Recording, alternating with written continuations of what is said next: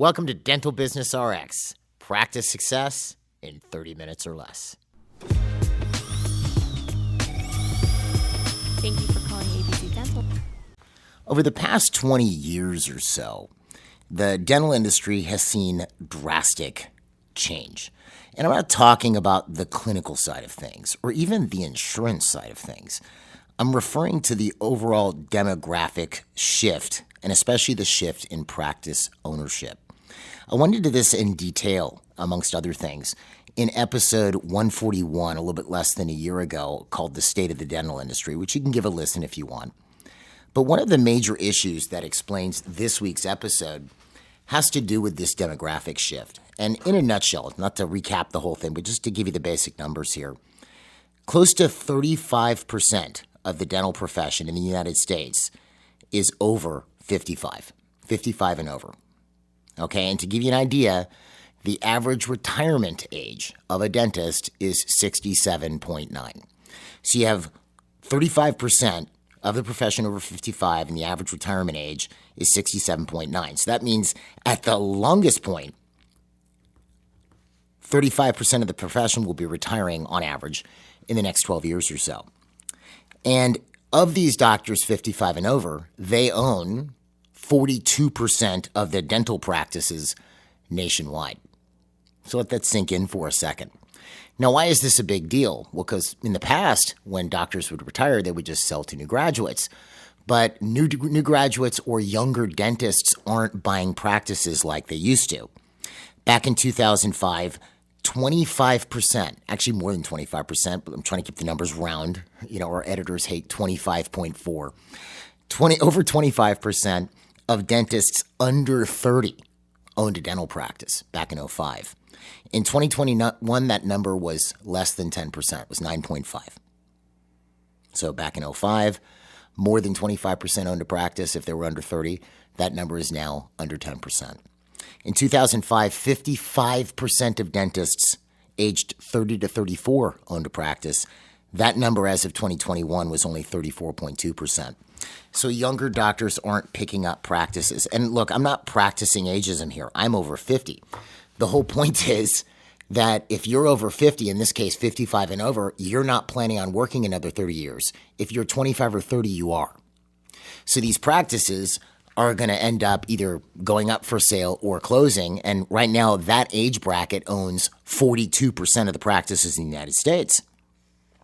And the younger docs, like they used to back in the day, aren't buying them, okay?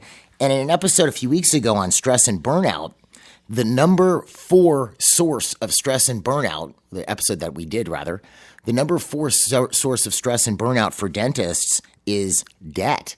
And for younger dentists, that's student debt. Because, I'm saying that only because you go, well, why aren't younger doctors buying practices? Well, you can go, well, it's the DSOs. Well, not necessarily.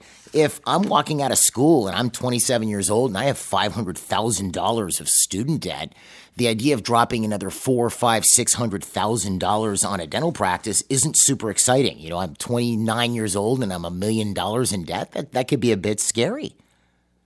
So you've got all these practices over the next 5 to 12 years, okay? Because the average retirement age is 67.9 for dentists in the United States.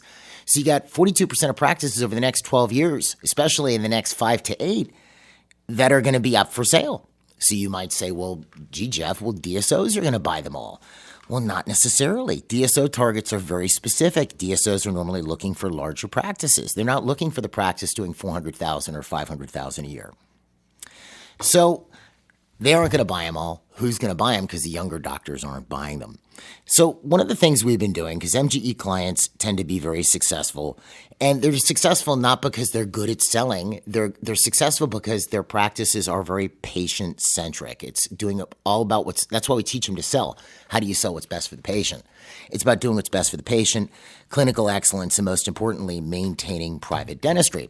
So with these demographic shifts in mind, we've been encouraging our clients to start picking up these practices as second, third, fourth locations, bring in associate doctors, and provide an opportunity for them to work in a private practice environment, potentially even partnering up with them, giving them some option for practice ownership. Because if you get enough people doing this, you sort of salvage the practice of private dentistry, patient-centric, not corporate profit-centered dentistry. And these offices that they're picking up don't become, like a big DSO office. Shouldn't say I apologize. They don't become like a big DSO office. They're not profit-driven. They're private, but they're very profitable because they're well-run. They're almost run like the doctor's main practice. And clients have been doing this very successfully.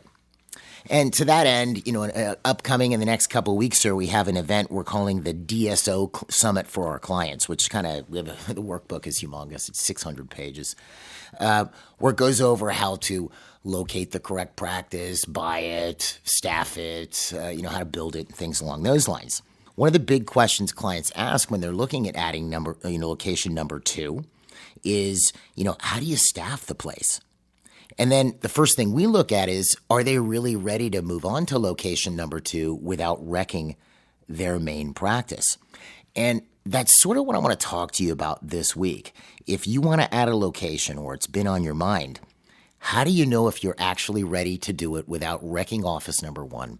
And how do you staff the place, with the key staff? And that's what this episode is about this week. My name is Jeff Bloomberg, and I'm your host. And this is one of the subjects we tackle, or we're going to be tackling rather, early on in the book that goes with our DSO Summit. And we followed up with an exercise that we're going to have the attendees do called the Practice Readiness Checklist to see if they're actually ready. And I'll make this article in this booklet as well as this Practice Readiness Checklist, if you'd like to do this exercise yourself, available as a download with this episode. It's free. So let's just jump into this. How would you staff location number 2? So you've got a main office, and now you're looking at buying a satellite location. And look, there's a lot of things to this, okay? You may want to make sure it's not too close to the main office. And this is the stuff we're going over in the seminar. Right now we're focusing on how do you staff this place.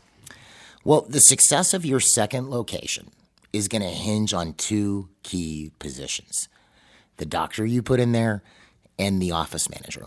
It's going to hinge on those 2 key positions, because a bad hire in either position can lead to a practice that's struggling financially and potentially drains profits from your main practice, the practice you work in.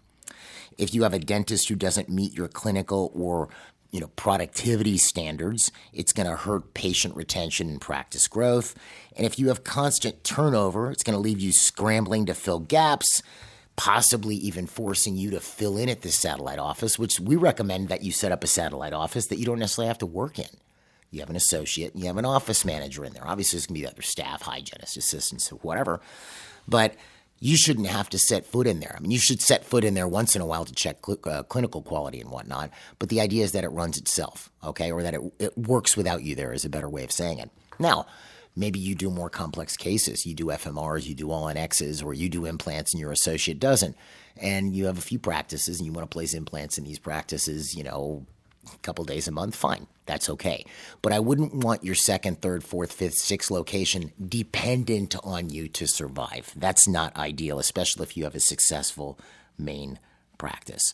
So a well-run, self-sufficient practice requires a stable office manager and a competent, reliable associates.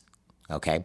Now, what's interesting about this, while dentists are obviously critical to patient care, I mean, obviously you can't do a dental office without a dentist, the most important staff member to stabilize this new office, this satellite office, this office number 2, is the office manager.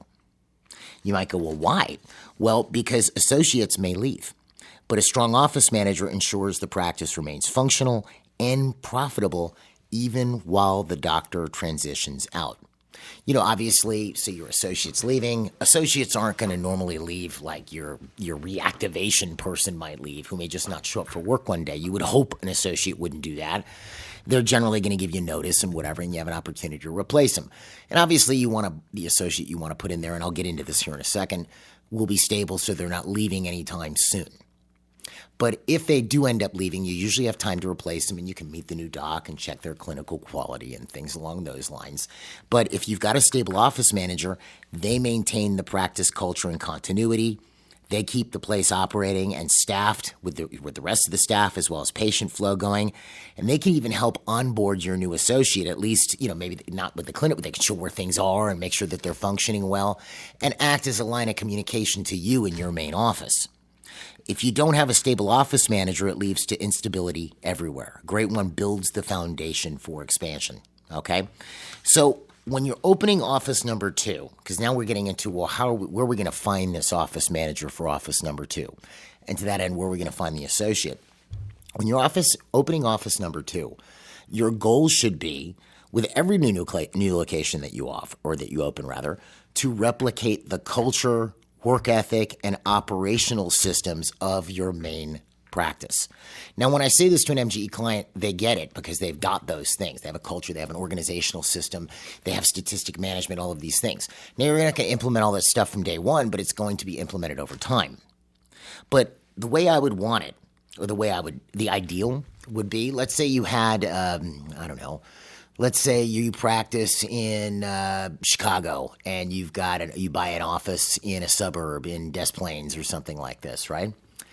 If you're from the area, you know what I'm talking about. It's far enough away from your office where they don't threaten each other you don't want to compete with yourself, is the point. Well, I would want it to look like I'm getting the same level of care and attention and I'm handled the same way. The systems are exactly the same, whether I'm in your Chicago office or your Des Plaines office. The team values are the same. So I almost feel like, even though the surroundings are different, I'm in your Des Plaines office, but I've been to your Chicago office, I feel like I'm in the same place, even though the surroundings are different. That's what you want. You want to replicate those same culture and systems. It's not a franchise or whatever, but it's policies, procedures, operating basis, how the phone is answered, how new patient calls are handled, what to do with a dissatisfied patient. It's all the same. The scheduling philosophy, you want that to be uniform. Because why do we want it to be uniform? Well, because your main office should be working well before you're opening a second location. That's sort of the big punchline here, and I'll get into that a little bit more. But if your main office is not doing well, you shouldn't be opening a second practice. Like, why would you do that? But if it's going well, why wouldn't we want to export those systems and those values? So how do we export those systems and values? Well, the best way to staff a new location is with personnel from your main practice. People who already understand and operate within your systems. You know why?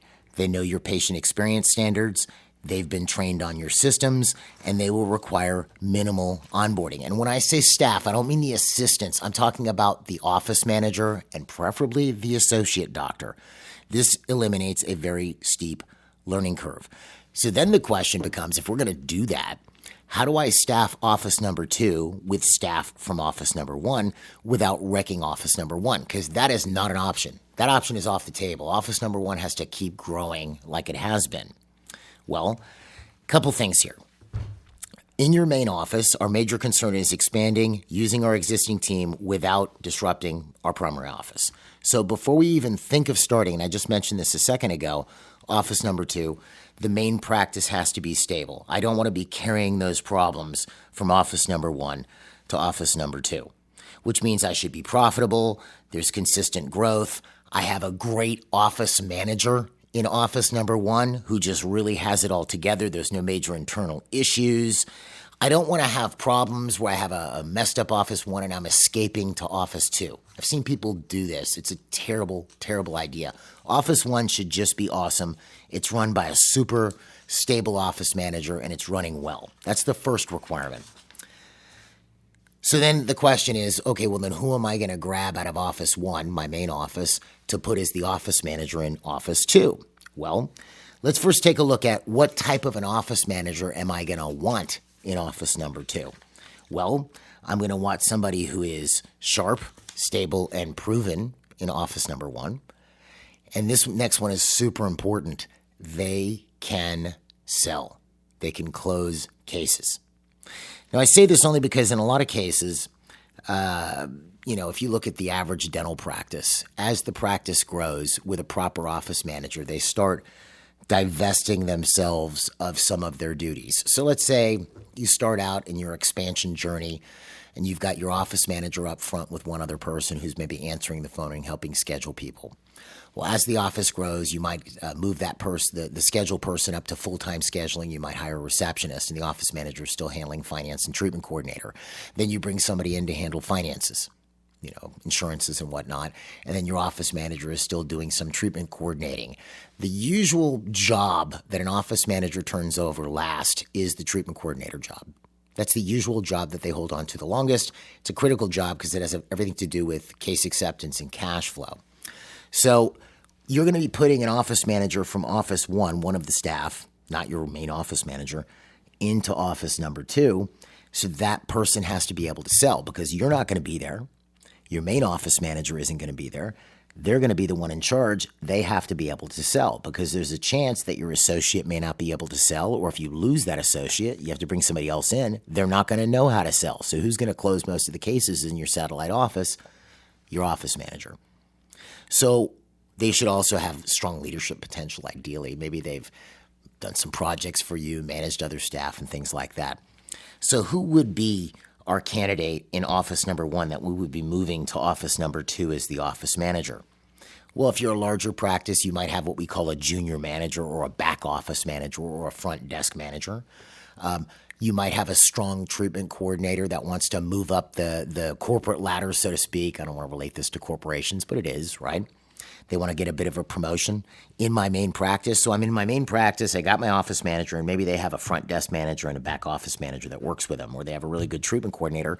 Well, that back office manager, front office manager, or that treatment coordinator may be a candidate to be the manager in office number 2. I'm not touching my main office manager. They're going to continue running office number 1.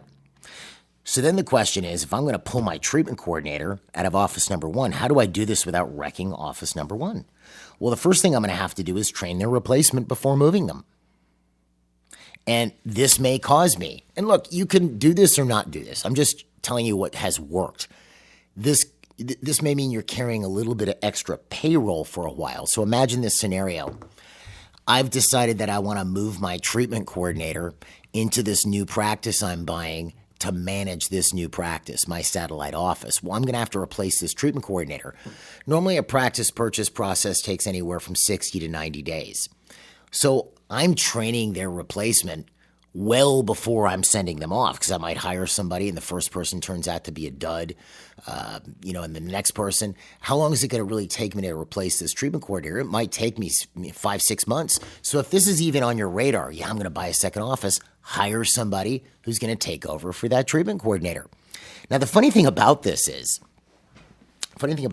so imagine for a second, I have a functional treatment coordinator, and I've just brought in somebody else who's going to replace them when my treatment coordinator moves off into office number 2 to manage that practice. So I'm going to talk to you for a second, whether you're an MGE client or not. I'm going to talk to you as if you were an MGE client. So what would I tell this client? I would say, good, well, with your treatment coordinator, we're going to start training them as an executive as well, because they're going to need that training when they move into office 2. And the second it's on your radar that you're buying another place, hire their replacement. It might be 6 months from now. You haven't found the place yet. Hire them. You go, but I'm going to be carrying an extra $3,000, $4,000, $5,000 a month salary. That's true. But productive people do productive things. If I hire a good replacement for this treatment coordinator and I have my main treatment coordinator treatment coordinating, well, what's this other person going to do? They're going to close smaller cases.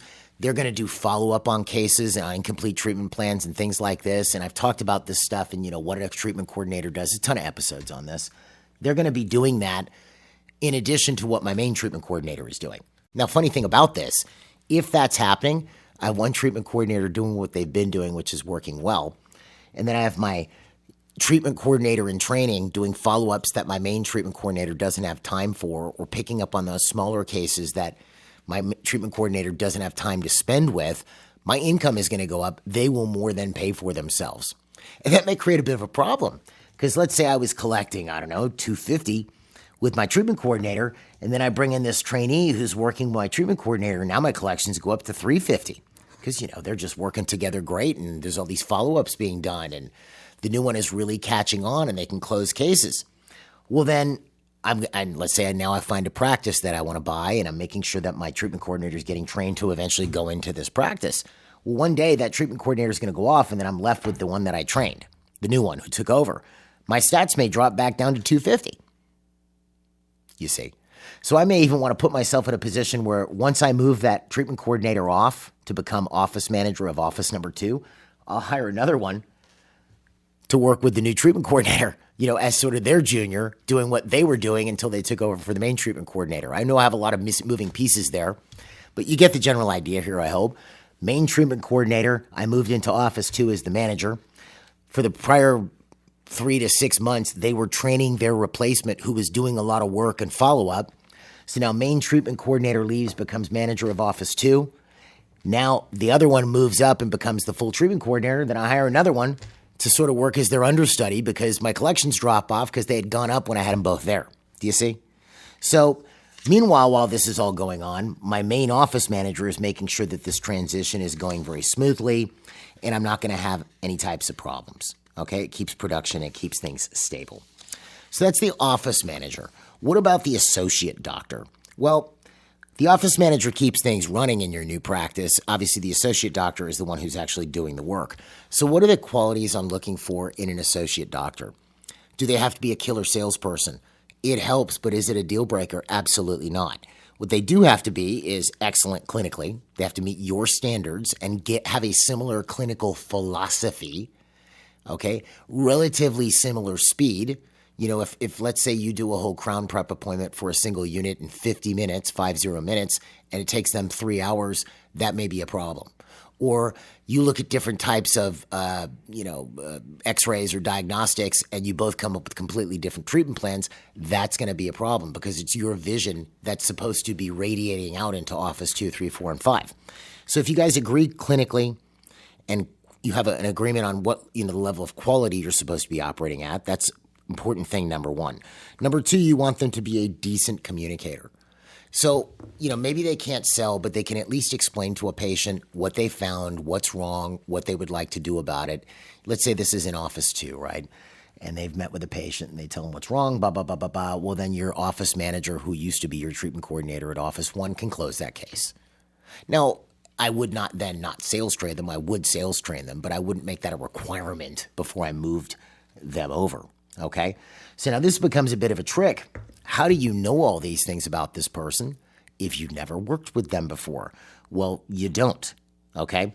So ideally, you would be moving an associate that you have worked with before, not someone you went to school with, not your buddy, not your cousin. I mean, unless you have worked with your cousin professionally, because you may interface greatly as people, but then clinically you're on completely different pages. You see? So you want to make sure that you can actually work with this person and you have seen this person work. So this may mean that they're coming into work in office number 1 for a month or 2 before you put them into office number 2. Because then they get completely familiar with your processes. So let's say you find a practice, you've done the letter of intent on it, you're going to buy this thing, and you're in the due diligence period, you're supposed to close in 60 to 90 days. Bring in an associate. I don't care if you bring them in part-time. Just so they can start working with you. How do you do new patient exam? What are your expectations? You can look at work that they are doing and see, is this work any good? And, you may already have an associate who fits that mold. But then in certain cases, you have to be careful. Let's say you have an associate now and they're doing pretty well and you go, wow, this would be the ideal candidate for office number 2. Well, you're going to have to replace him because if that's a current full-time associate, they're helping you hold up your current level of productivity. And you remember the basic rule here is we can't mess up your main practice. So chances are you're going to have to carry a little bit of extra payroll for an extra associate, even a part-time one, for just a little bit to get familiar with them. Let's take 2 scenarios. One, I don't have an associate, but I want to open this second practice and things are going really well in my main office. Well, I maybe would bring somebody in for a month or 2, even if it was part-time, to work with me, and then put them in office number 2. But I'm hiring them with the idea that they're going to go work in office number 2 2 months from now. Like, that's all in the contract. We're done. This is what we're doing. Or let's say I have a great associate and they're working well. Well, then the first thing I would want to evaluate, do I want to move this person because they're keeping my main practice running? If the answer is no, then I'm going to do what I just described, bring in somebody either full or part-time who I'm eventually going to transfer to office 2. If I want to move my current associate to office 2, well, I'm still going to have to bring in somebody who's halfway decent that could eventually expand to full-time to replace this associate when they go to office 2. I'm going to need some time. I'm going to carry a little bit of extra pay just to make sure I have the right guy or girl, because when my associate, if I'm moving them out of my main practice into this new one, when they leave, my revenues, it's not even the revenues, folks. It's the delivery capacity of your business and the expectations of your patients. So I've moved this person out. So now instead of getting and I'm doing it all myself, which is just ridiculous. So a person who would get a filling in 3 days is now waiting 4 weeks. Like, that's just not going to work. So I'm going to have an associate on deck to replace this associate if I'm moving them out. If you get that general vibe or flow there. So you want to bring in an associate sooner than later when you're actually going to be buying a place. Most likely, because keep in mind, there is no treatment coordinator school. We're working on that, by the way. But it's not the equivalent of dental school. I mean, if a person has gone to dental school, they should at least, and they're licensed, they should know how to practice dentistry. Now, I know that's a statement some people would argue with me about, but let's just take that as a basic assumption. They're licensed by the state to do it. And you've worked with them a little bit. Well, then you have a general idea of how they work, and you've had them see some of your patients. You could probably find that out faster than having to bring somebody in and train them from the ground up to replace your killer treatment coordinator. That might take you 5 or 6 months. To bring that associate in and know that you could work with this person, you could probably get done in a month or 2. Longer is great, but you don't always have that opportunity, okay?